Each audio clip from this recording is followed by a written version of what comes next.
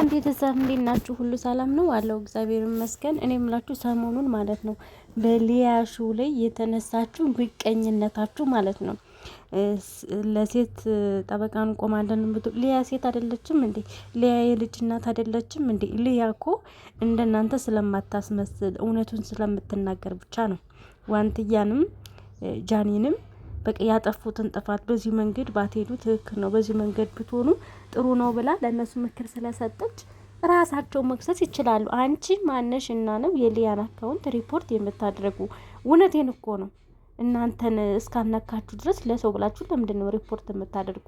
ሁለተኛ ነገር ደግሞ እሷ ቲክቶክ አለ፣ ለምን ቲክቶኳን አታዘጉም? አያችሁ አይደለ? ጀግና ናት። ምን ያክል ተከታይ እንዳላት፣ ምን ያክል ጎበዝ እንደሆነች ራሷን እንደምታስተዳደር ስለምታውቁ ተሎ ብላችሁ ዩቱባን ለማዘጋት ሄዳችሁ ማለት ነው። ለምን ቲክቶኩን አላዘጋችሁ? አያችሁ፣ እሷ እንደናንተ ወሬ ብቻ አይደለም የምታወራ፣ ህይወቷንም ትቀይራለች፣ ዩቱባንም ትሰራለች፣ ቲክቶኳንም ትሰራለች። ገብቷችኋል አይደለ? የትኛው እንደሚጠቅም ስለምታውቁ እናንተ ዩቱብ መስራት ስላልቻላችሁ፣ ሞኔታይዝ ማድረግ ስላልቻላችሁ ተሎ ብላችሁ እሷ 150 ሺህ ብር 140 ሺህ የደረሰ ሰብስክራይብ ልታዘጉ መሯሯጣችሁ ማለት ነው።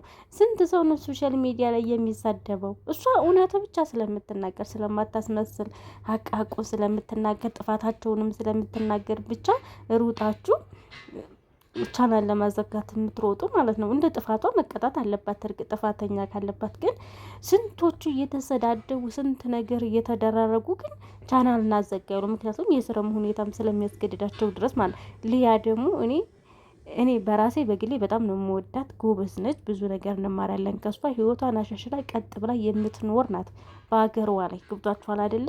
ስለዚህ ስለምትቀኑባት ነው እንጂ እሷ ክፋት ኑሮባት አይደለም። ሊያ ደግሞ የበለጠኛ ዩቱብ ቢዘጋ ሰብስክራይብ ትደረጋለች። ምንም ህይወቷ የሚበላሽ ነገር የለም። ምቀኛ